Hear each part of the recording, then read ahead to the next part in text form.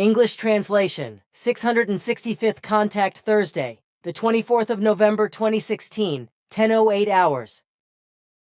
There you are again, dear friend. Have you already decided everything about what we should do in the case of?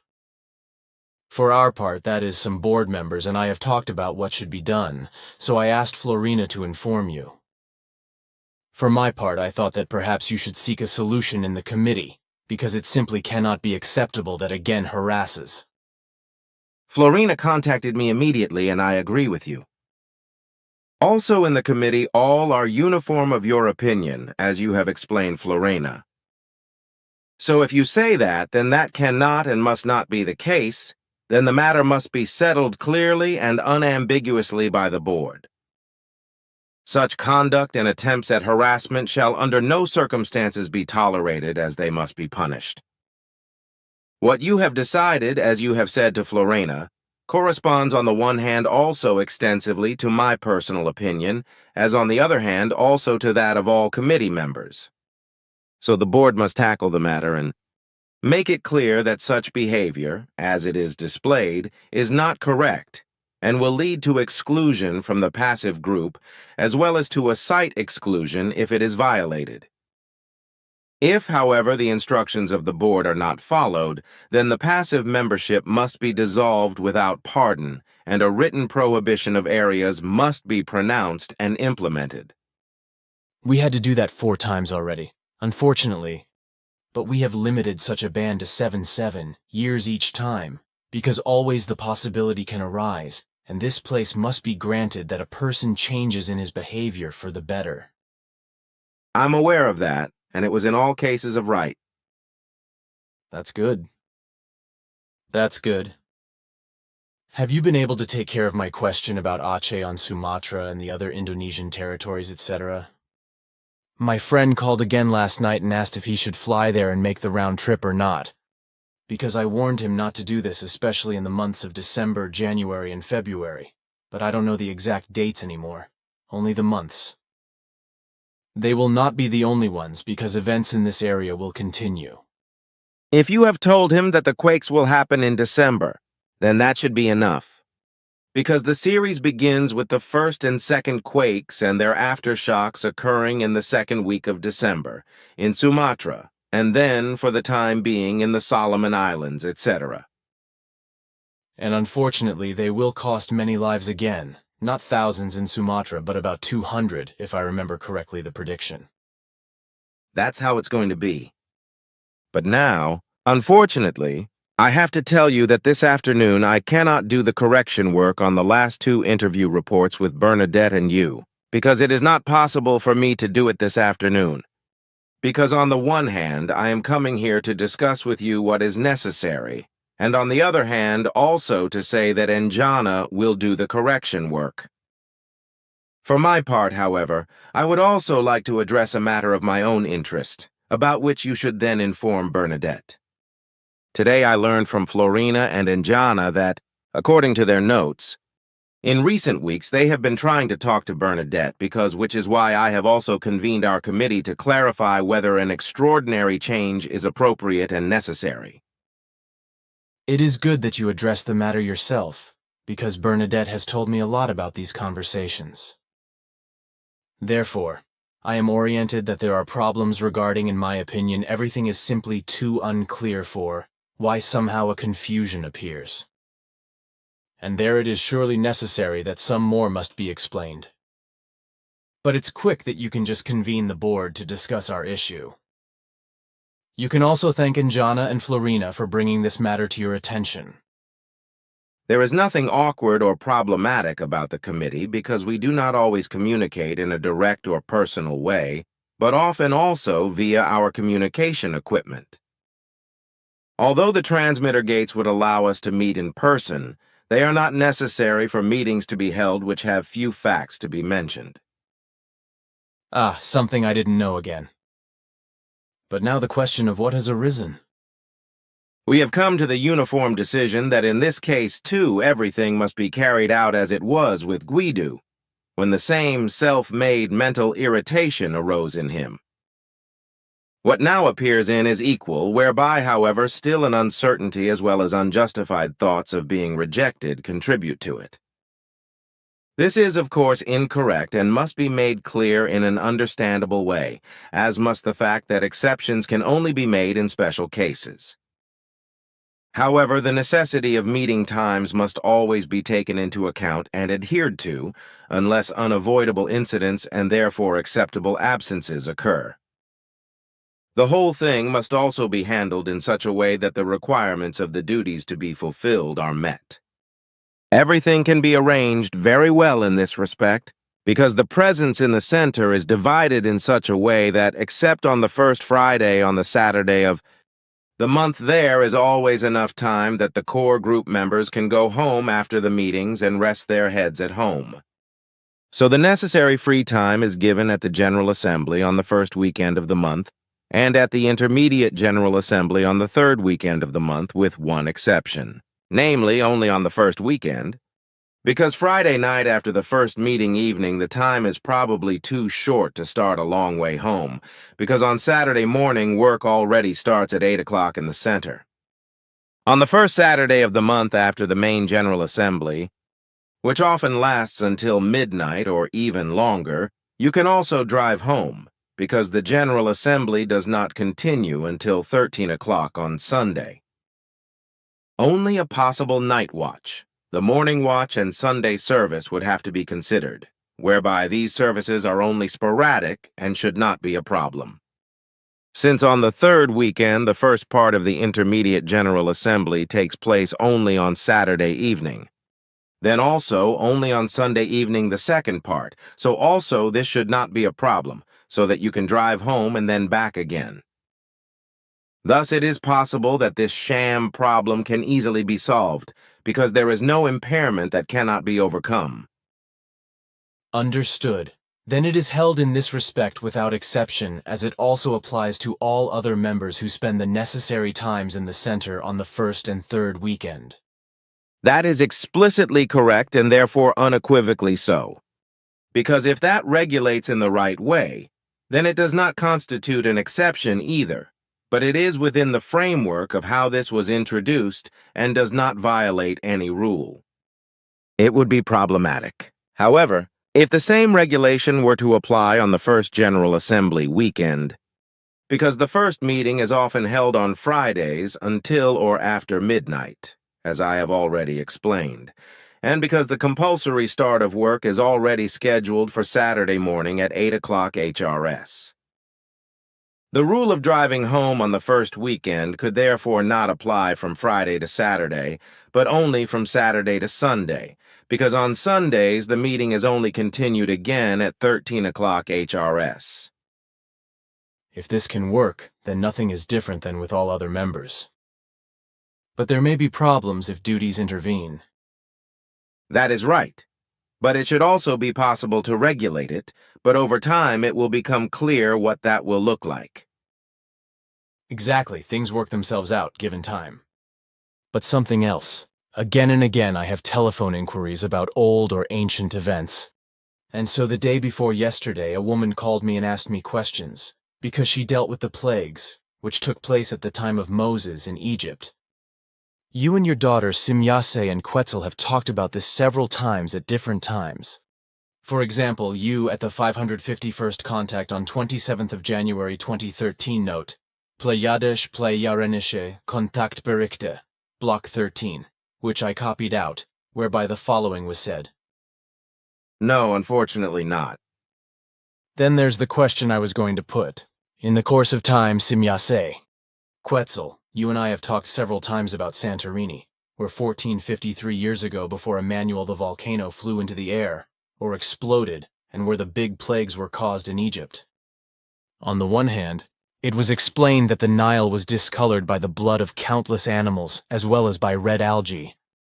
But then it was added that so-called dead water mixed with it, which became red due to lack of oxygen. Where did this red water come from?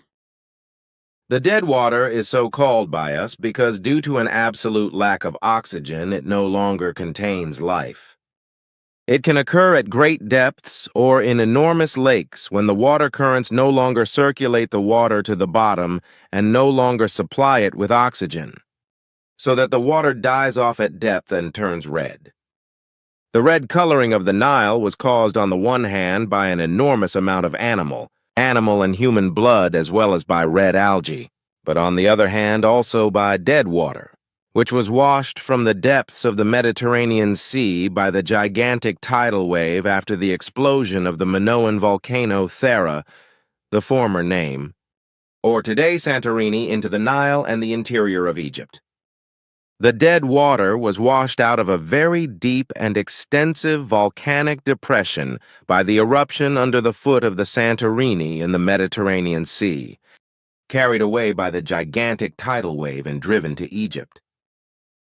The volcano depression under the volcano foot was formed in 1603 before Emmanuel's time BC, when the Thera volcano also caused an enormous eruption, a far-reaching catastrophe that also affected Egypt and Syria, but not to the extent that it occurred 1453 years before Emmanuel. Another severe eruption of the same volcano occurred 1554 years ago, of course also before Emmanuel's time. But all three outbreaks are very significant. And if we are already with these events, then it would be necessary that in Block 5 on page 36 of the contact discussions, the spelling mistake with regard to the wrong year 3453 is corrected to the correct number 1453, which I have wanted to note for a long time. I would like to know more about that now, if you would tell me something about it, so that I can give information to the woman. It is clear that the Greek volcano Santorini, formerly called Thera, was the real reason for everything, but other questions remain unanswered. So it would be interesting to know what caused the 3-day eclipse, for example. In addition, I can tell you from our records that the volcano Thera erupted twice in a short time in enormous manner, whereby with the second eruption during hours, a gigantic black ash cloud was hurled up, which spread over the whole southern Mediterranean Sea, and afterwards also over Egypt, and covered during 3 days the whole Niland into the so-called Egyptian darkness, as this darkness of several days is called since ancient times. After this ash eruption, the Thera volcano collapsed, forming the Santorini ring crater that still exists today. Aha, then the question, what caused the bodily ulcers in the Egyptian population? This happened by sulfur rain, which rained over Egypt as a result of the Thera eruption. This sulfur rain was so corrosive that it burned itself on the skin of humans and animals of all genera and species, causing ulcers and swelling and open and inflamed wounds. But there is also the story that all firstborn human beings are... What you want to ask was the religion of the Egyptians at that time, because the priests lied to the population that their God had ordered them to kill all the firstborn for the blasphemous way of life of the Egyptians as atonement offerings. And the priests and their helpers went from house to house and killed many the firstborn of some families. But it also happened that many fathers and mothers, as well as other family members who were addicted to religious delusion, and there were many of them, murdered the firstborn in their families. And the sectarian delusional people endured this and helped typically. You know what religious sectarian delusions can do, and you also know what has happened to the Kali sect in India. Yes, I know, because it was the case that over 5 million people were murdered in sectarian madness. Today, however, Hinduism, Islam, and Christianity treat this as a conspiracy theory, because all three religions do not want to know anything about this mass murder. But I will pick that up again later, because now the questions are important with regard to the Egyptian plagues, which also actually took place, as is the murder in the name of the Kali goddess. So this is the next question, which refers to the red water of the Nile and the sea. Was it really only due to the blood of humans, animals, water creatures, dead water, and algae? Not quite. On the one hand, many killed animals and humans, as well as algae blooms, played a role. But also a gigantic red ash cloud from Thera, which drifted to Egypt and settled on the water and land and thus helped to color the Nile red. This also led to innumerable frogs fleeing to the land and flooding it, but then also dying and decaying in masses. Also, the plants were destroyed by the sulfur rain, whereby also the animals died from it, particularly goats, sheep, cattle, camels, and horses, if they used the sulfur-poisoned grass as food. What attracted insects of all kinds, such as mosquitoes, flies, and other vermin, I suppose. And these critters have also attacked humans and infected them with diseases. This was indeed the case, and many people died from infectious diseases transmitted by vermin, as well as from severe sulfur rain burns. I can well imagine, because I have experienced for myself what it is like when swarms of biting flies, mosquitoes, sand fleas, and other fleas, as well as other vermin, fall on you and make you sick. Also, a locust plague was at that time with the plagues in Egypt, which is also terrible, as I know from own experience, whereby I do not want to forget also the rats, which marched over my body in the night if I wanted to sleep. But if I think even further about the plagues, there were probably also thunderstorms and animal epidemics, right? That is correct, because these plagues also caused epidemics such as blue tongue in various animals, but also the horse sickness. In addition, at the time of the plagues there were also 2 enormous hailstorms, as well as epidemics, in which many animals, many amphibians, fish, birds, and reptiles bled to death miserably, died, and spread diseases through vermin. Then I have all the answers to my questions. Consequently, I would now like to bring another question concerning the Indian goddess Kali, or goddess of death, by which an extensive murder took place, in which the victims were strangled with a knotted silk cord. Although, as I said before, Hinduism, Christianity, and Islam treat this fact as a conspiracy theory, I know that the whole thing corresponds to a fact. Basically, the so-called thugs worshipped the Hindu goddess Kali, whereby the thugs sect was a secret cult, to which not only Hindus, but also Christians and Muslims belonged. There are some strange stories entwined around the Hindu goddess Kali, especially about the approximately 5 million ritual murders committed, which were often also robbery murders. The secret sect existed from the 7th to the 19th century. But today everything is a bit different than it was at the time of the murder, because today the thugs sect officially exists in today's Uttar Pradesh and central India. According to a legend which, of course, is only an effective legend and not the truth, Kali, the murderous goddess of death, fought against a demon who hunted humans and ate them up when he got hold of them, but also tried to upset the world. When the goddess Kali injured the demon in battle and it bled, every drop of blood produced more demons, so the goddess created 2 mighty warriors from her sweat, to whom she gave silk strips of cloth, which she called rumal, and with which the 2 warriors strangled the main demon and all other demons originating from his drops of blood. In this way, according to legend, Kali, the goddess of death, defeated the demon and all his brood. When the demons were defeated, Kali ordered her 2 warriors to continue killing among the humans until all evil had been eradicated, using the rumal. There is also another version of the legend that says that the goddess Kali drank the demon's blood and thus solved the problem. But already your father Svath explained to me, like you, ask it, your daughters Simyase and Quetzal at later times, that the members of the thug sect committed about 5 million murders during the time from the 7th to the 19th century, that is to say during 12 centuries, in honor of the goddess Kali, the goddess of death, which were religiously celebrated by the sect fanatics, and strangled the people with silk ribbons or silk strings. And as you have explained to me, the thug sect members in their home villages were often good craftsmen, who, in addition to their murder of fellow human beings, led a good life. Every year, however, the Kali sectiers left their village to go on a pilgrimage for a few weeks to indulge in their ritual murders far away from home. Before the pilgrimage, there was also a sacrifice associated with this, in which the thugs massacred a sheep alive and paid homage to Kali, the goddess of murder, with a blood-stained picture decorated with flowers, a broad hoe, a knife, and a silk sling. Their speciality was to join small groups of traveling merchants or pilgrims and then murder them during the journey, strangle them with silk strings, and then rob them.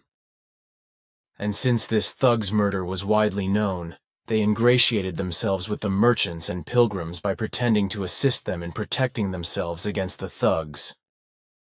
But then the thugs' murderers waited only a suitable moment to strangle their victims.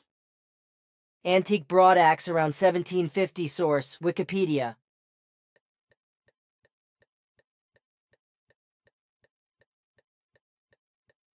Old broadaxes source, Wikipedia.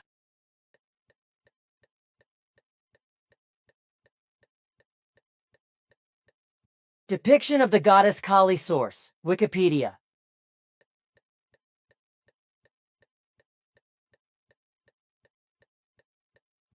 And since this thug murder was widely known, they ingratiated themselves with the merchants and pilgrims by pretending to help them protect themselves against the thugs.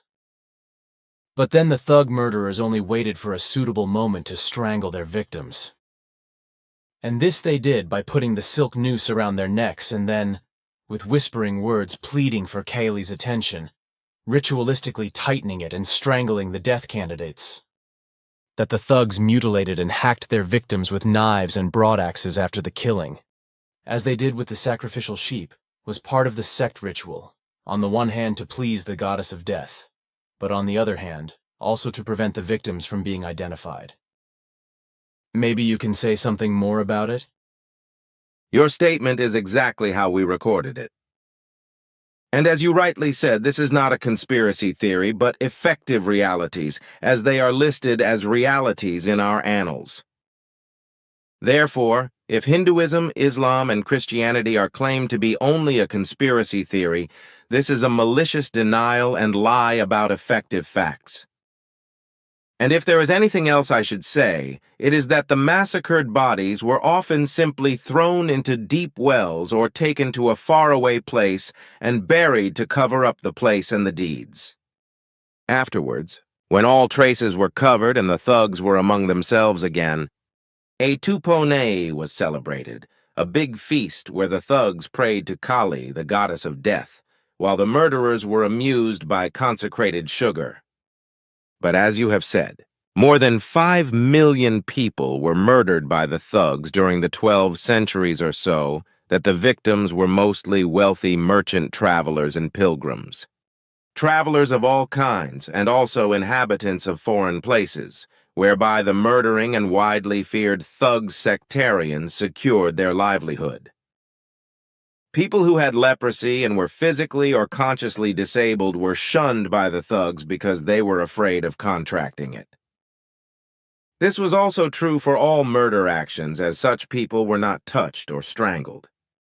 In the more recent period of the 19th century, when foreigners, such as Europeans, came into the country, they were also spared because it was feared that the bereaved or the rulers of these foreigners would take rigorous punitive or retaliatory measures.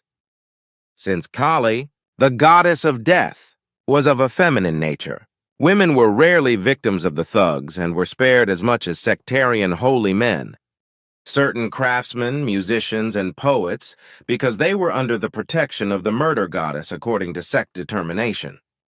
Certain informants were not murdered, as were certain children of victims, when they were often adopted and re-educated in special schools, taught languages, and initiated into the rites and secret signs of the sect. Many of these children were trained as brick burners, house builders, and weavers of garments and carpets. Young people were bathed as debutantes, as newcomers, and thus prepared for their initiation, dressed in new garments and deprived of their cult vows. They were given a holy broad hack, wrapped in a white cloth and a silk sling and held high as a cult symbol and as a member of the sect. Then the young person introduced to the initiation received the so-called holy food, which consisted of coarse sugar. and this happened while other thugs begged Kali, the goddess of death, for a sign of goodwill. After such an initiation, such an introduced person was a legitimate Thugs member, who was then also entitled to locate and attack future murder victims, as well as dig graves for murder victims. In this way, each person who had gone through an initiation had to work their way up to the rank of a murderer. When, in 1826, under the leadership of a certain Colonel William Sleeman, the English colonial administration took steps to combat the murderous machinations of the thugs. At least outwardly, the entire conduct of the thugs changed, many of whom were arrested and interrogated with assurances of impunity to obtain certain informants.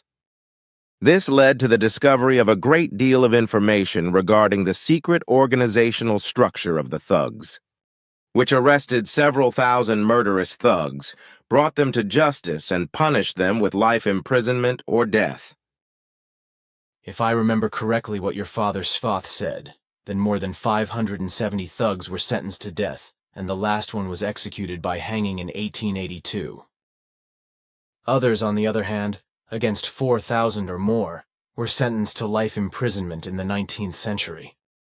And in Marauli, Swami Dharmawara explained to me that he had bought the carpet in his temple from thugs, that the thugs' carpets were so famous that the British Queen Victoria commissioned a 12x 24-meter specimen for Windsor Castle and then actually possessed it, which then weighed about 2 tons. With it, he told you something that only very few people knew about, and that even today only a few people still know about. But now, Edouard, we have to pay attention to time, because we still have the following to discuss among ourselves.